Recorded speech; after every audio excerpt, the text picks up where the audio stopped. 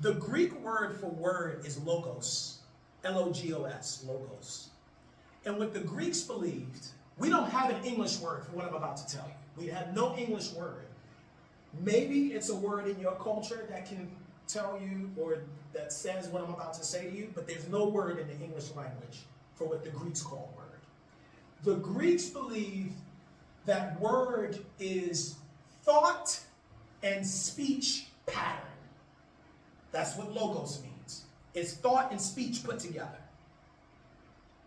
In English, we have a word for thought and we have a word for speech. So when most people think word, they think the letters on a page. But that's not what real word is. Word is living. That's what logos means. It is thought and speech pattern. What you're thinking is going to come out, not just in what you say, but the energy in which you say, and that's what the person's going to hear. Let's go back.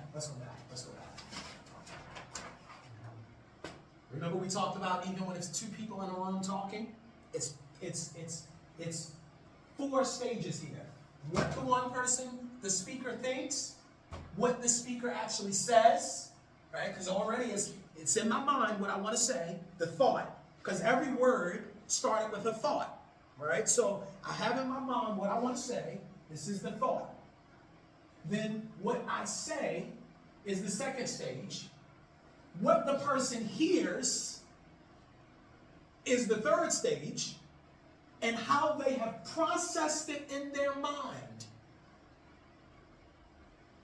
is the fourth stage. Because remember, we don't hear with our ears, we hear through our ears, we hear with our mind. This is what most people will never teach you in a communication class, but this is important for you to understand. The reason why the Greeks said logos as one, logos meaning speech and thought pattern, speech, thought pattern, thought, speech, because they believed this was all one. What you think and what you say is the word. The word that comes out of your mouth is not the only word that the person hears. What the person hears and perceives is what's in your mind. Let me show you something. The words you say go from here to here to here to here. 4 stages. But you want to know what goes from here to here? 1 stage. Energy. What you think, another person can pick up on that thought without you ever saying a word. So you really have said it because you said it in your mind. I really want you to get this, because if you understand this, this is going to make you so much more powerful of a communicator. So let me give you another way to think about this. People come to me and they say, Daryl, I want to be a better speaker. Daryl, I want to be a better speaker. Daryl, I want you to help me with my speech. Remember I told you the first thing that I do is I said, no, I want to help you think differently about what you want to say. Most people don't know what they want to say. So of course they don't say it right, because they're not clear about what they want to say. They're not sure about their intention. They are not absolutely crystal clear as to what they want to convey. The word, this is what I want you to get.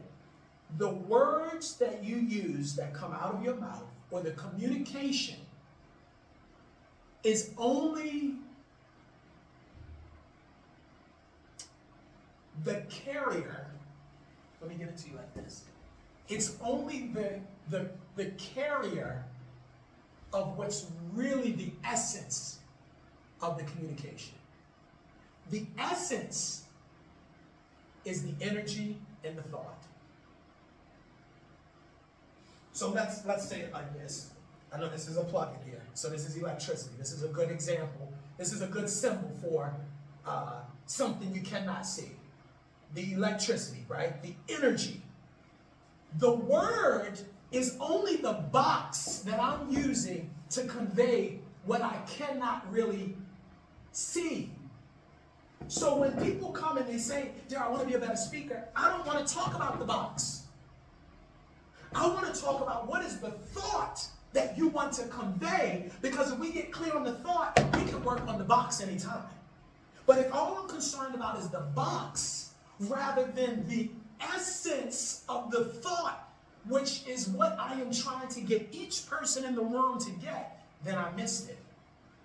So when you're walking into the room with the partner to discuss with them what this timeline looks like, you've got to be clear in the thought, because your thought is what they're ultimately going to pick up on. Remember we talked about yesterday? You have to speak with confidence. Confidence is not a word. It's an energy. People feel you when you're confident.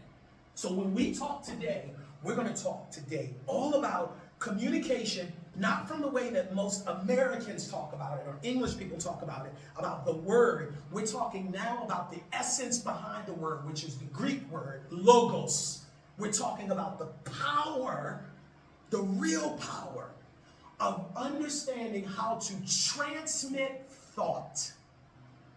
Have you ever walked in a room? Nobody said anything. Right? You walked in a room and you just knew somebody was arguing about something. Somebody was mad about something. Has that ever happened to you? What? You didn't hear anything. You felt it. When I say think here, this is really the word that I should have put.